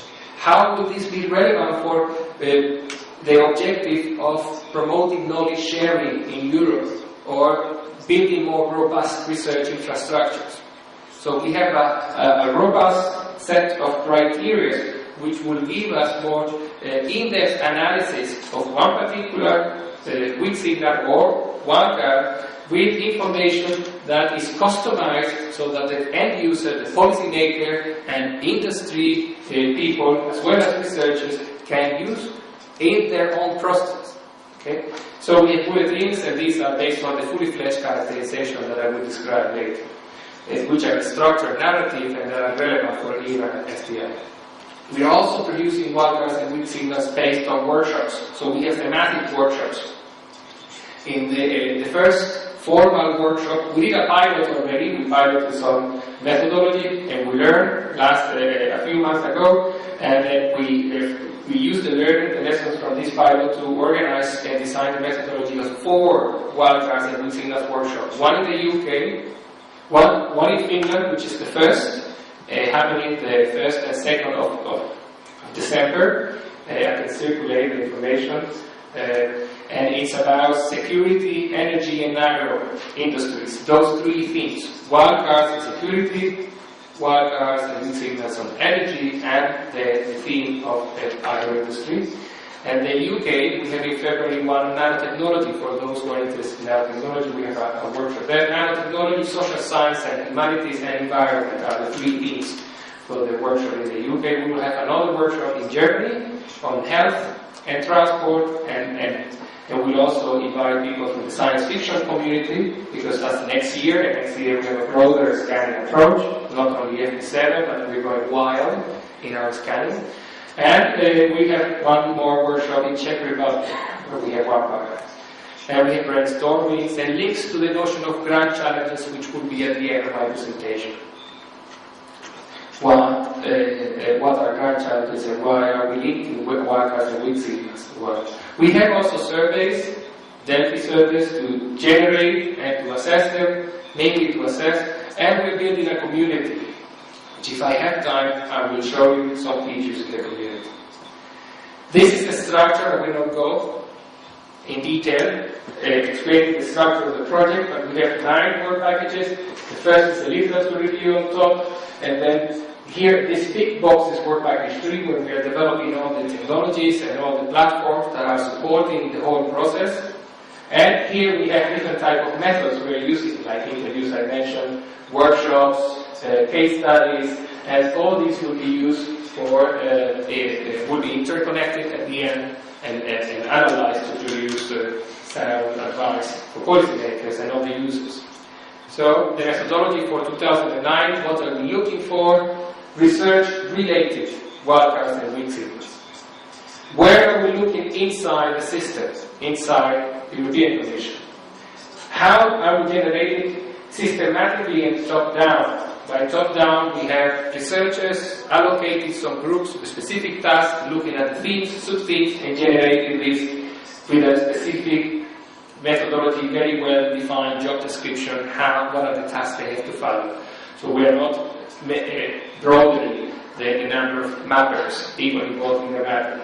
Who generates? Foresight practitioners and interviewees who are also selected based on the criteria I mentioned before. And why are we having this approach? To explore the type of YP which are inspired by the research that the Commission, the sponsor of the project, is funding. This can be applied. This methodology is after our results. The lessons will be generic, so we will be able at the end of the project to inform people. Well, 30% of our most relevant YPs were coming from research, which is currently ongoing and funded by the Commission, but 70% of the most relevant wildcards and weak signals are not coming from research that we are doing. They have been inspired by a different type of information, another environment of scanning, which is going to be in 2010. So here, what are we looking for? Any type of area, but we have a structure we are proposing, but mainly foresight, science fiction literature, and other thematic type of, for example, forums, like we can explore what sort of research Ross Nano is undertaking perhaps, and see whether we can identify some sorts of weak signals which are inspired by Russian nanotechnology industry research, so not necessarily inspired by. So where to look for outside the EU, outside the system? how to generate a bottom-up, we are building a community, and who generates here exactly the same stakeholders of 2009, our team, but also the community members. And we are discussing with our colleagues, Leonid and Alexander, whether there is a possibility to involve some sort of Russian partnership here, the Russian team mapping for being members of the community and perhaps play a stronger role in one or two things like nanotechnology and policy makers. Why? Because we want to explore the type of why we inspired by other type of activities, including blogs, and pilot various ways of mapping and assessing them. I will not, these slides are not meant to be read, but these are screenshots of the system which is already in place. Basically, we have 4 steps to map and characterize a wildcard and a weak signal. And this is part of a very difficult process, negotiating with partners and discussing how are we going to characterize and map those wildcards and weak signals. First, we thought it was very important, and you saw in my previous slide, where are these weak signals and wildcards coming from? Okay, the source. Okay, you have an idea, the end of the world, an asteroid. Where are you getting this idea from? I want to know. Who said that? Was it inspired by European Commission research? Well, I want to know. And if so, then this is the path of the mapping. So if it's inspired, so tell me, the first option would be is FP7, and if you select that, then you have these 2 extra screens. You have to tell the theme and the sub-theme, and the acronym and the name of the project, or projects that you use. I want to know where is this idea and where is it coming from. And the second and third and other options are Foresight project. So if you tick another option, you bypass these 2 screens, and then you go straight into the characterization of the wildcard. And we have 3 levels of characterization. The basic, and then in the basic characterization of a wildcard, we have very simple questions. Give us a sexy headline, a headline that will be used in newspaper, a headline that will shock the policymaker, the industry, because by definition, wildcards, they have high impact. So it's not the same to say, that yes, we will live in the future where aged people will be poor and will be depressed, and that will be the headline, as saying, for example, as a headline, mass genocide or mass suicide of the aged in Europe. How? So that's the real wild card. There's a mass suicide, mass genocide to get rid of all, or they decide themselves to leave this world. So the headline has to be short, 8 words. Then the description can be longer, can be short paragraph, and keywords attached. Keywords that will be used later on, and I will describe, to automatically assess and try to find the interconnection of those keywords using tag clouds, different ways in which we are developing our the technology development word language. Then the typology of wildcard, the questions whether they are positive, negative, or mixed impacts, desirable, undesirable, etc. And the importance, is this important for Europe only? Is this important for the world? Is this important for a particular country, etc. Then we go to what we call the advanced characterization of the wildcard. And here we have different indicators. Or dimensions we are mapping. We are mapping if we can find any indicators already or weak signals telling us that the wildcard can happen. Is there anything that we can attach to the idea? Yes, well, maybe aging is a trend that is continuing. So we may, yes, the mass suicide might be some indicators, or depression, surveys about depression, etc. Life cycle, how can you imagine the latent phase of the wildcard, the manifestation phase, and the post-wildcard? Then the risk, the triggers, what can trigger the wildcard? The financial crisis, yes, it's a wildcard. There were many triggers or driving forces attached to that wildcard. The swine flu, yes, the wildcard. What were the triggers? What triggered the swine flu? So this is a very important parameter for wildcards, the treatment. The risks and opportunities for different types of stakeholders, and what are the actions, the stakeholders' actions before it happens and after it happens. Okay? If this happens, then what can we do? Or what can we do to prevent it, if it's a negative one? And the likelihood of occurrence, in terms of probability, and some scenario features. How will our life be if a wildcard like this happens? Will it be better? Our lifestyles, business models, what sort of research agendas would be open or closed, shut down if this wildcard happens, etc. So we have some scenario features. This is the advance. So we have one more. As you can see, it's a very detailed and time-consuming process. This is why so far we have only a top-down approach, where we have given this task to partners who are paid to do that job. So the fully-fledged characterization is the assessment of the relevance of the wildcards and weak signals. So it's relevance for the grand challenges such as poverty, climate change, or conflicts. We have a list of 20 grand challenges that we are having. Some of these are economic, some of these are social, environmental, and so on. We divide it into different types, 3, like a traffic light. The red ones are the hot. Then we have the emerging, and we have the classic, like conflicts and coexistence problems. Then we have also an assessment of the relevance for the FP7, European Commission research areas, and for other type of strategic priorities of the Commission, which are the ERA priorities. These are some examples of headlines of wildcards we have, such as untraceable nano-weapons, nano-enabled privacy invasion, and we have more than 70 issues identified in our database, and from these we have a number of bulletins already produced, which are more detailed, the winning ones, the selected ones. We write a policy bulletin for which with a narrative describing these wildcards. I will not go into details, but we have a similar framework for weak signals. Some of the parameters change. This list shows a broader list of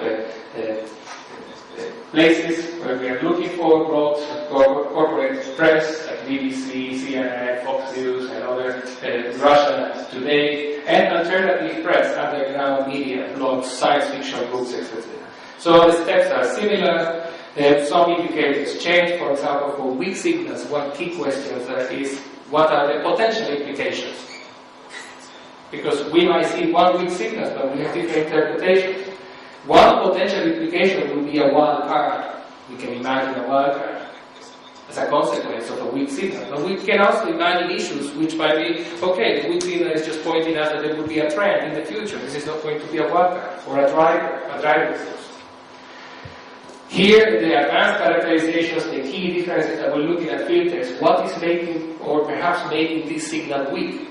Are policymakers trying to avoid that the general public, the civil population, recognize that there is a problem, a signal? So there's some political filters there, legislation, regulation, the wording, scientific filters, IPR, different type of filters we're looking here, affective filters, our own inability to, our self-doubt, in determining whether a weak signal is X or Y, and again, drivers, risk, opportunities, etc. And the final characterization is the same, the fully fledged, because at the end of the day, we are delivering some results which will be used by the Commission, so we wanted to standardize the fully fledged. And we have more than 50 issues identified and some bulletins already, not hooked into the web in the community yet, but we were also asked to leave the community closed until the end of the year. This is the community, it's already there, it's existing, but the Commission, in a meeting we had last 2 weeks ago, asked us to keep it closed so that we can improve the quality of the content, so that when members register in the INO community, for example, an annual research expert, they will find relevant and very important information about weak signals and wildcards that were already assessed by the expert panel, so that they will feel inspired by them and map their own weak signals and wildcards.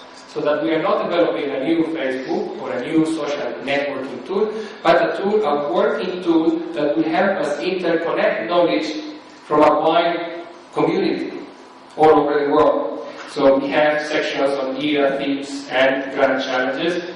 We will allow people, will give access or rights to people to write articles or blogs. And to link those articles and blogs, when you write a short note, or you put your newsletter or some ongoing results of the project, you can click the button and map a new week seminar or wildcard inspired by an article or a blog. Okay? So it would be like a YB News website at the same time. So the community is looking like this, and here I'm getting to the end, and then we have a cascade of slides that Alexander asked me to put, which is about the EFP, so I will go faster there. But at the end of the process, we will have a community where you will be able to access and look and scan weak signals, all of them here all together, then weak signals relevant for your area of interest, or you go to the thematic area here, the grand challenges, and we are developing now what we call the scanning oracle. And here basically we have 20 grand challenges that I was talking about, problems like climate change, sustainability, and when you click one of these, you will see in this that the list will be reduced of wildcards and weak signals linked to those, and then some of the FP7 research themes will be highlighted. So for example, if you click climate change, you might find positive or negative wildcards or weak signals, and the nano, if we have any nano-related weak signals or wildcards dealing or relevant for that particular grand challenges will be highlighted. So you can filter and click on nano and see how the nano research can have an impact on climate change, but also how if you click only nano, you can see how nano research can have an impact on ICT. Nanoscience is a big one, maybe negative risks or opportunities will be bigger, and then you can click there and so on. So this is more or less what we are developing. It's still a prototype. It's the so-called INO Oracle. 3 rings. The outer ring is about grand challenges. There are 20. Then we have 15 thematic rings.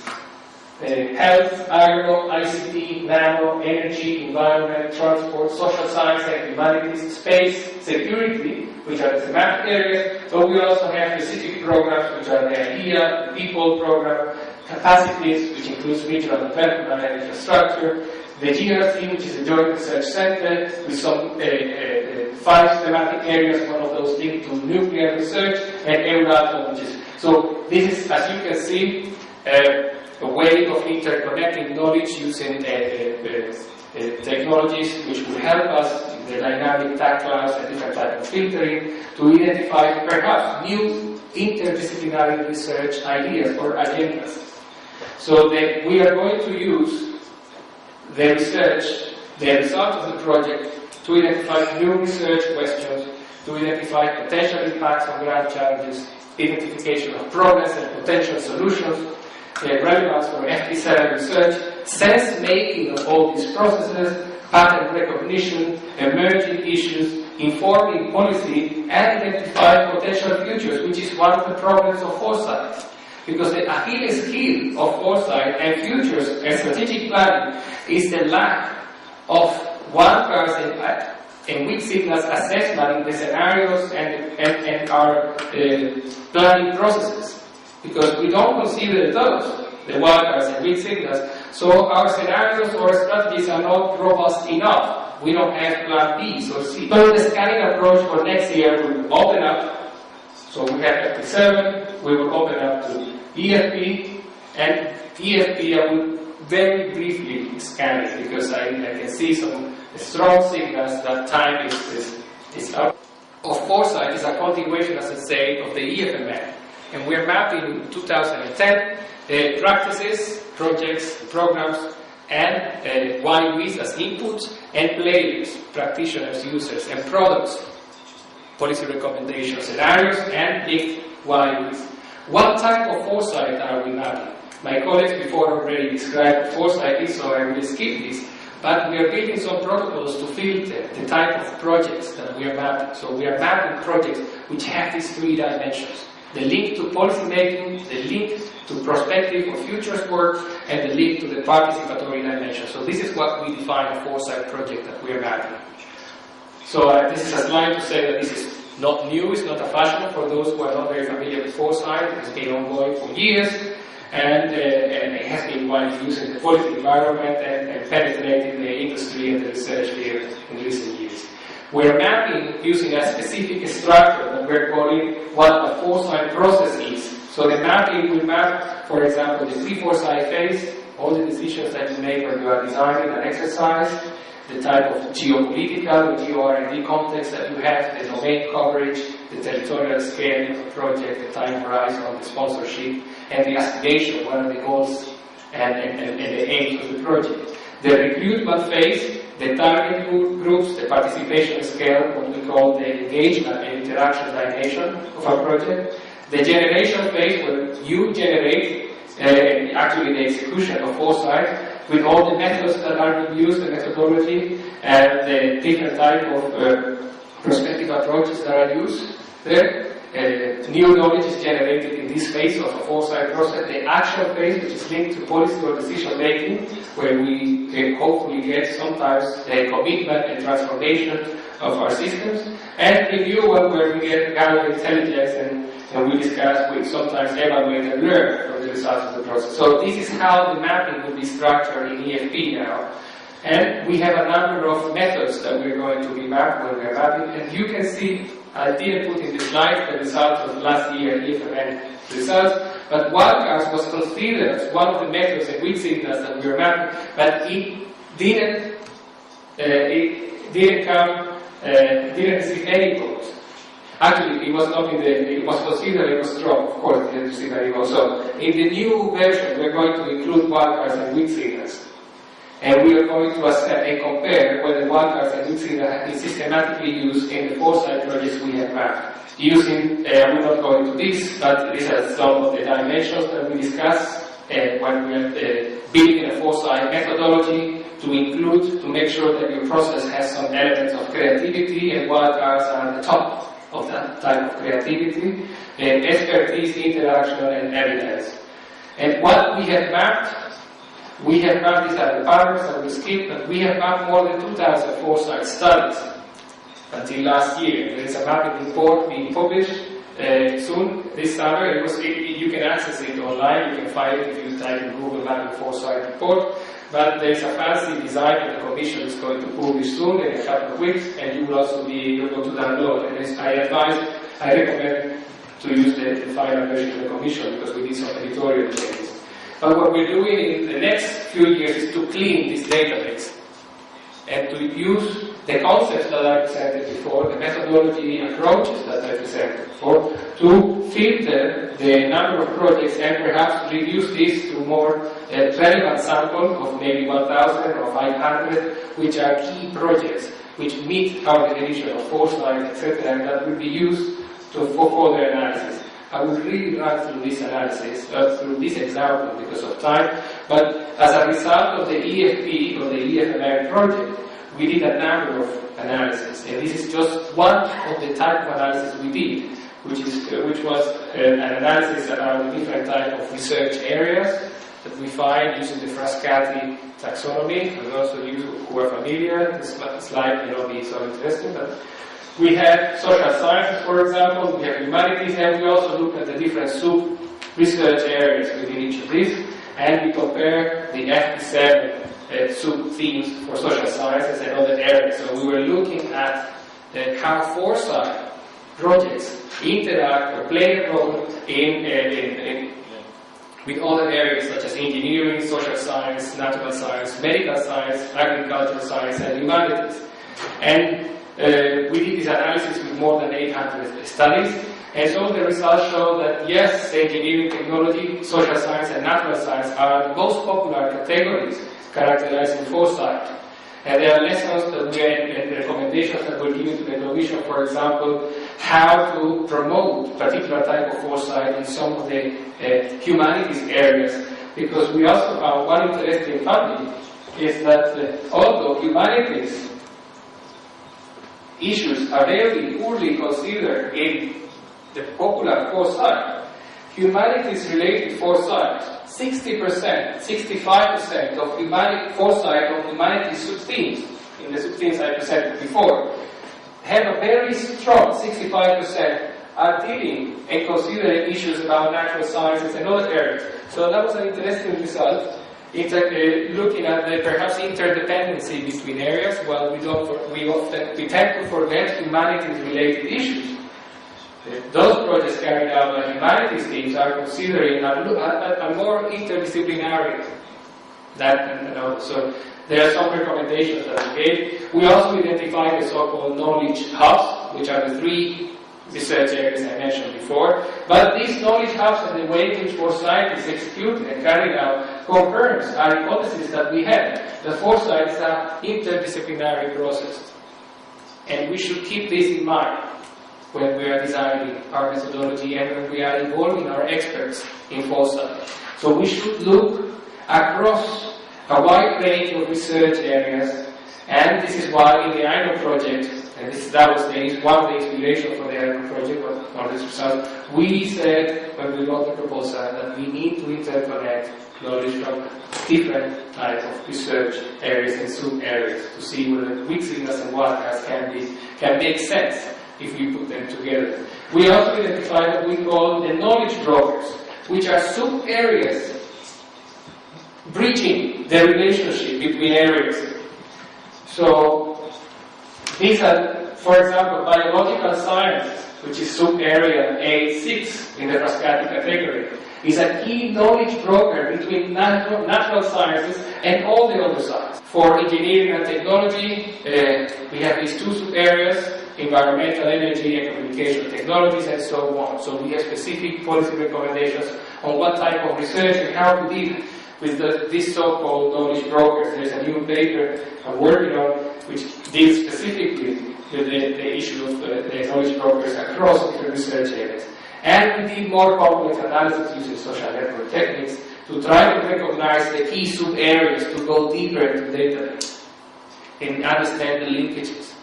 And we see the linkages in red are between areas, main areas and sub-areas, but in black, the linkages between sub-areas and other sub-areas. So there is a detailed analysis about this. And one of our conclusions is that research in social science is the binder of all research projects in future research, in foresight.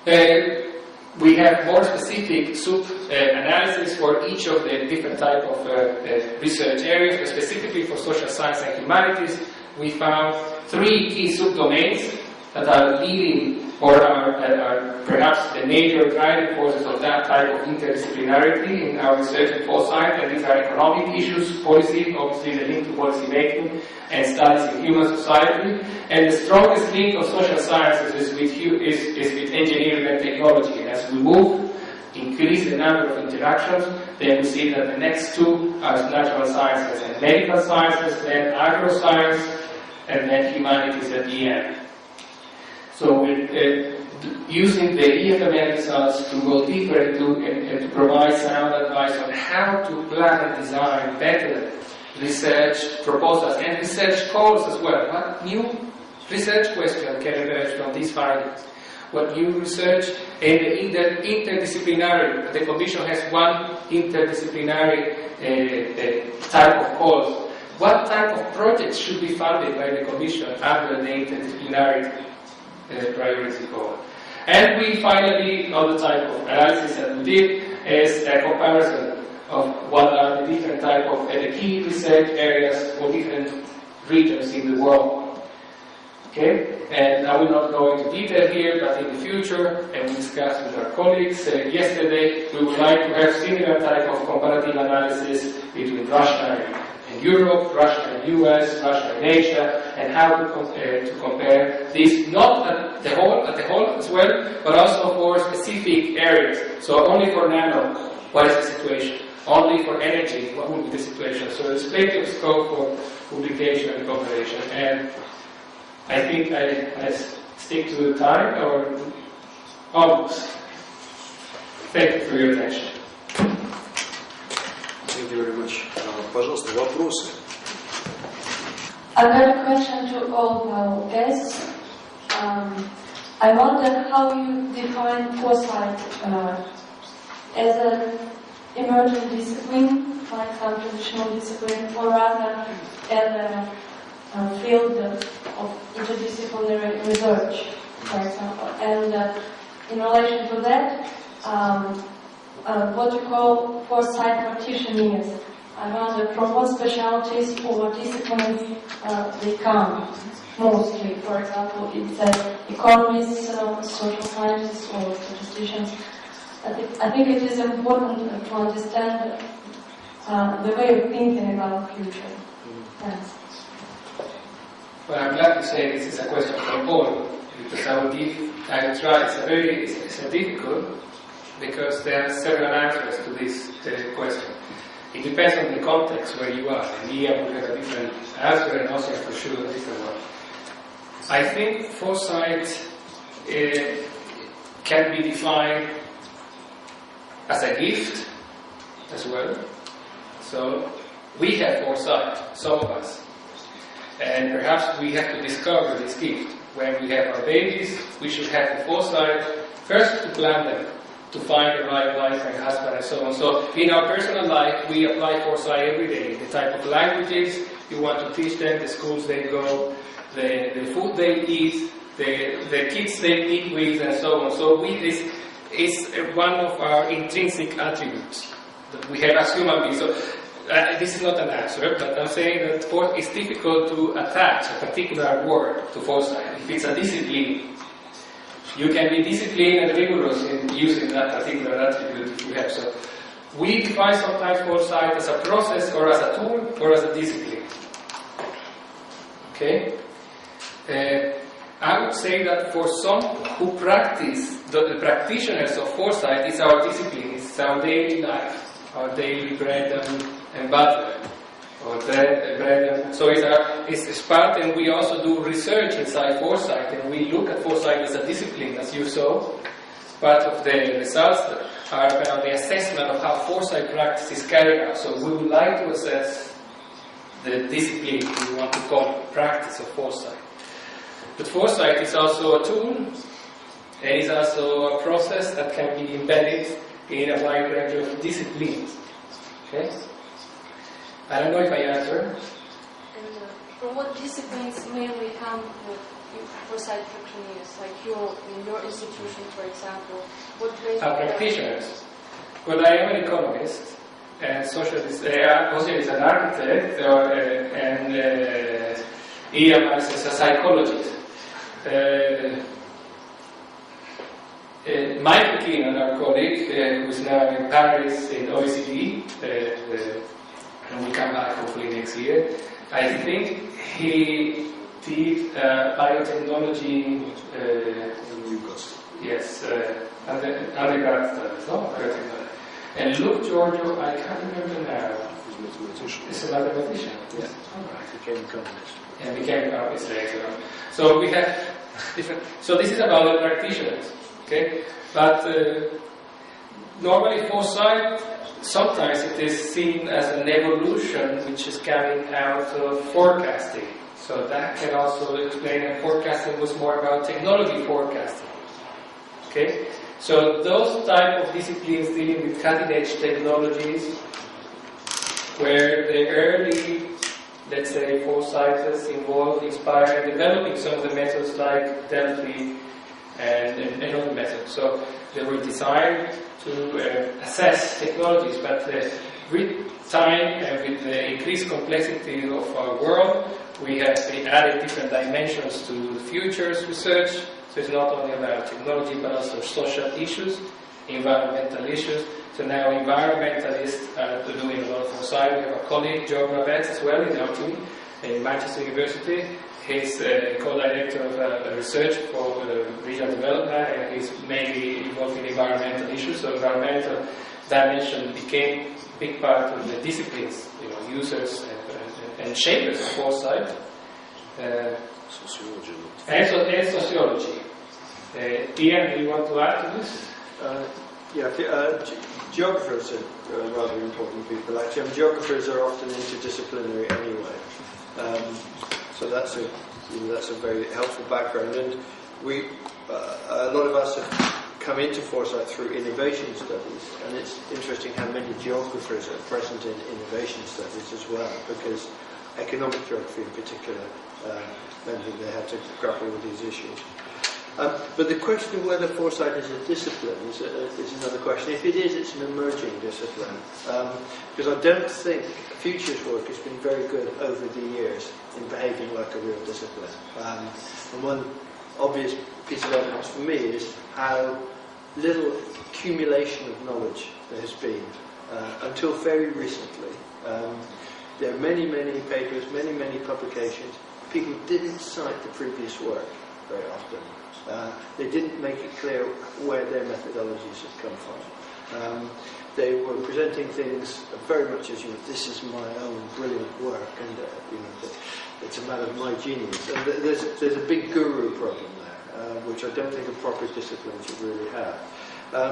I think things have changed quite dramatically in the last 10 years. We're seeing much more accumulation. There's much more provision of guides where people actually show that there are methods and techniques to be used. It's not just employing this brilliant consultant or that guru to do things. But I think we still lack quite a few of the things which we would expect in the discipline. Quality control has gone up. The evaluation is still very, very underdeveloped. And there's very little systematic study of Foresight practice and what works and what doesn't work and why it works and doesn't work in different circumstances. An example is that a PhD student of mine a few years ago now did a very good piece of work where she compared and contrasted two of the best known methods in future studies. She compared Delphi with cross-impact studies. That's a practically unique piece of work. There's very, very little comparative work of that sort been accomplished. I don't think we can really regard ourselves as very disciplined until we have a much better understanding of these fundamentals of our work. I can probably add to that. It's one of my most favorite questions actually, and I really like to answer this type of questions because there's a lot to talk about it, but I'll keep it brief. From an architect's perspective, mainly, for me, Foresight is an art.